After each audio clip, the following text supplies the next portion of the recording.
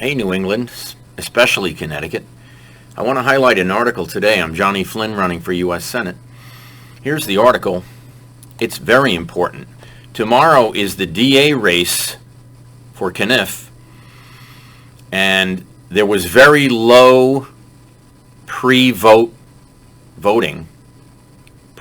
day voting, which is a sign that the outcome of the race is probably has less fraud. But this Texas man suspected of committing 2 murders while free on bond in county of Soros-funded DA.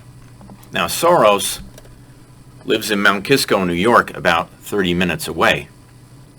And the DA running in Manhattan has a big effect on what's going to happen in Connecticut, because New York's DA race, the opponent, who's a liberal, is saying he wants to stop the prosecution of shoplifting up to $250 per person. Let's look at this article because it's extremely important. Then I will demonstrate how it comes home to roost in Connecticut. If you look at the article, here we go. Texas man suspected of committing 2 murders after being released on bond was funded by liberal mega donor George Soros. Soros also has a Puerto Rican villa and is instrumental in a lot of those businesses being bought, and many of them are bought by Chinese corporations, which has tied the hands of Puerto Rico becoming a state. Keep going. Documents obtained by Fox shows 29-year-old Deshaun Nicholson arrested for aggravated assault and released on bond. Then committed 2 murders after his release. Arrested September 2021 for those homicides in Travis County Correctional System. Austin is mostly within Travis County. Here we go. Keep going down. Bail posted $75,000. Court papers show Nicholson is suspected of committing a murder on May 15, 2021, during a dice game robbery.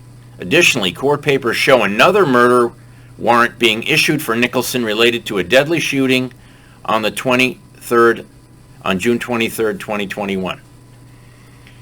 So here we go. Soros poured $500K into a campaign to oppose reinstating Austin police units that were defunded. Now, he had his role in Chicago and here. Garza, a Democrat, defeated incumbent DA Margaret Moore in 2020 in a Democratic primary and won the general election in November. Here we go. Garza, who received $500,000 from PACs tied to billionaire Soros, defeated incumbent. Okay. Look how this affects what's happening in Connecticut. Now, Connecticut's closing prisons. Bob Duff is receiving, Senate Majority Leader is receiving campaign contributions from Robinson and Cole. I sued Firetree, which is the prison Bob Duff opened on Quintard Avenue, while he's closing the maximum security prison in Connecticut and 2 other prisons. So what's happening here is progressive moves on the part of our state senator, Bob Duff from Norwalk. Incidentally, he had a Halloween party yesterday with 4 cars in the driveway. It brings up concerns that our senators are opening prisons in residential communities, okay? Then when those convicts break their probation, they're not processed. So here we go. People have OD'd at Firetree. Crack pipes have been found in the street. 3 to be exact. And the police wouldn't prosecute the crime because the police chief of Norwalk was on the board of Firetree. Are there any other paragraphs in this article that we need to? On April 2nd, 2021, Garza's office released a man with 8 felony convictions back onto the streets after he led a police on a high-speed chase while in possession of methamphetamine and a handgun. After the man, David Olmos, was released on bond, days later he went on a crime spree that involved 10 armed robberies in 10 days across Austin. So here we are. Austin's going through problems by the release of all their, here we go. They have a 74% rise in crime. They released all their prisoners due to a COVID concern. Read this sentence. What's unheard of is a district attorney who endangers the lives of millions of innocent citizens by letting those criminals out of jail so they can escalate their own ongoing crime spree and commit murder. Well, the neighbor next to Firetree in Norwalk was found murdered in his car. Is that a direct result of Senate Majority Leader Duff? They're not investigating. I called the Norwalk police. They will tell us nothing about the investigation, and this is the problem. One of the maximum security prison inmates, who was a serial rapist, escaped from the mental facility that Bob Duff put him in. Now, what's going on is the prosecutors are reducing the charges of the inmates in exchange for plea deals, and the plea deal, in other words, lessening the crime to reduce the sentence, with the governor's approval. So, what's happening in Connecticut is happening in Austin, Texas, and many other large cities. And this is one article highlighting what a prosecutor can do. Now, the Chief State's Attorney of Stamford, we've still been mentioning, we're told he received a bribe a year ago on Labor Day. We've alerted McCosey, who's the inspector of the Chief State's Attorney. We've talked to the Office of Administrators, and this is the hard part, folks. I sued Firetree, that prison, in 2017, 4 years ago. The trial was set for November 3rd, which is in 2 days. It was recently dismissed. Why? Because of a Zoom call I didn't attend because I wasn't notified. So now the court is dismissing trials scheduled and no jury has been selected. They're denying us juries. The state court is complicit with releasing the prisoners due to the prosecutor's actions, and the court cases against what the senators are doing. So my question is this: should I add Senator Bob Duff as a defendant in the Firetree court case? Because he received contributions, campaign contributions, many from Robinson and Cole, who defends Firetree. Robinson and Cole is the law firm for Firetree, and Ed Camacho brought Firetree from Albany. Ed Camacho, chairman of Norwalk's DNC for years, put his girlfriend, Eloisa Melendez, on the board of Firetree, put Chief Kohalik, chief of police, on Firetree's board, and the entire process has led to check fraud, mortgage fraud. Judge Spader is involved now. Multiple judges, Kamarowski is involved. Kremrich is involved. Gennario is involved. Multiple judges are involved. Multiple. If this isn't judicial misconduct, I don't know what is.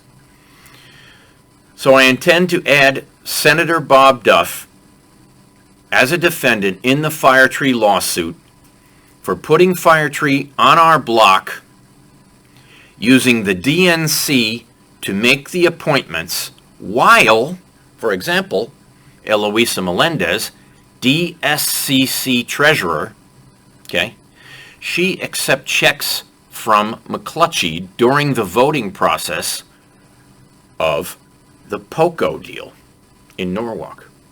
POCO is a deal where Bob Duff is involved, gave $5 million of state funds for the elevator system in POCO, which has been misappropriated. Yeah. So this is the deal. While the Connecticut DNC approves developer deals like Firetree, Firetree prison release had no permits. They testified 6 times to the judge. They lied. There is a permit. There is a permit. We have the emails from the lawyer, Mario, describing the permit. So zoning, planning and zoning in Norwalk lies to me, lies to our community neighborhood, builds a prison without permits when they secretly issued one, then participates in mortgage fraud and a cover-up where the mayor of Norwalk told the detectives not to investigate the check fraud. Here we go. If 28 mortgage checks were cashed towards a property on Quintard, and other neighbors have been found murdered in their cars, you really need to start listening to what's happening. Because if the chief of police is covering it up, that's what you need to know. If the chairman of the DNC is on the board of the prison that was opened illegally while she's accepting bribes from developers during the votes, you need to know. And if Livingston is covering up things, you need to know. Why? Because the election's tomorrow. The election is tomorrow. If you vote Harry Rilling back in, we're just going to have more corruption, more crime, and more judicial oversight, as in the Flynn versus Stone Crushing lawsuit, where victims in Norwalk died from the Washington Village treatment of HUD properties. The developers took buildings down with residents in them that were high risk. They didn't follow the HUD guidelines. It's a mistake. Harry, if you saw his speech and his debate against Riddle, said everything's wonderful with Washington Village, except that it had VOCs, PCBs of 642, which is gigantic. They pumped that basement water with fecal matter into the storm drains where the oyster beds are. They're saying the water is not contaminated, yet Hoyt Island is contaminated. Manresa is the largest coal ash dump in the United States, and coal ash is radioactive. So if you're eating the oysters while they're telling you they're not contaminated, there's a problem, folks, because the price of lobster is up to $18.99 a pound. Yeah, at Stu Leonard's, which means there are no oysters. There's still demand for lobsters. It means there are no lobsters. The lobsters we have are walking down from Maine. They're not grown in the estuary here. There's no lobster larva in the oyster beds. There's dead fish in the tributaries. to the Norwalk River. Why? Because of the dumping permits of the Norwalk Hospital, the city of Ridgefield, you name it. King Industries has a dumping permit right above the walk bridge, and when they open that can of worms with that construction deal, those containers filled with carcinogens are going to be unleashed upon the wildlife, the food source, the recreation source, and it's not being handled properly. The testing isn't being done, so they can't compare the water quality before the walk bridge project to after the walk bridge project. They don't want to be held responsible for the PCBs already found in the river by the Aquifer Company of Milford. Don't believe a single word you hear, and don't vote for the 14 Democratic shills on the Norwalk Common Council. Have a great day. It's our last chance.